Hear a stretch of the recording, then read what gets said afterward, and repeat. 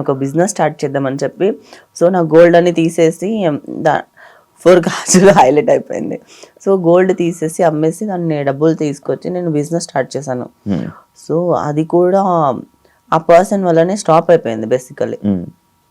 దాంట్లో 4 గాజులు కూడా పోయాయి. అంటే 2 గాజులు అమ్ముకోవడం చూసాను, నేను 4 గాజులు. అది ఏంటి యాడ్ ఉంటుంది కదా, 2 ముఖేష్ 2 గాజులు అమ్ముకున్నాను, నా 4 గాజులు పోయాయి సార్. నేను ప్రేమను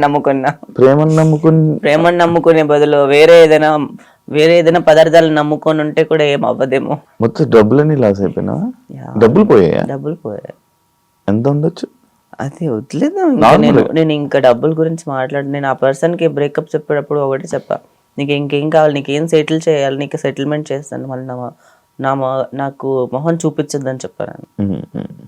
నీకు ఎంత కావాలి చెప్పు, నీకు మొన్ననే ఇచ్చిన డబ్బులు ఇంకా ఎంత కావాలి, చచ్చేంత వరకు నిన్ను నీ ఫ్యామిలీని చూసుకోమన్నా నేను అలాగే ఇంత పంపించేస్తాను, నా మొహం నాకు నీ మొహం చూపించద్దని. ఇలా ఎంత బోల్డ్ గా తయారవడానికి రీజన్ ఏంటి తెలుసుకోవచ్చా? నేను నార్మల్ లైఫ్ లెసన్స్, నా లైఫ్ నాకు చాలా నేర్పించేసింది. నా దగ్గర ఎవరు చాలా రోజులు యాక్ట్ చేయలేరు. బేసికలీ నాలాంటి ఇంత స్ట్రాంగ్ పర్సనాలిటీ దగ్గరనే ఎంత చేశారంటే, నేను ఎక్కడో ఒక వీక్ అని అనిపించింది. అది ఎమోషనల్ గా లవ్ దగ్గర వీక్.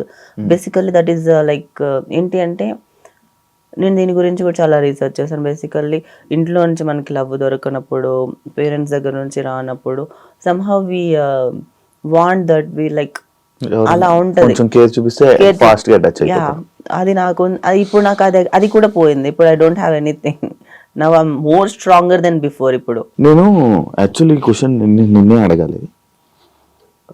శివాజీ గారు రీసెంట్గా యాక్ట్రెస్ల మీద కొన్ని కామెంట్స్ చేయడం జరిగింది, సామాన్లు మీద. లైక్ నువ్వు వేసే డ్రెస్సెస్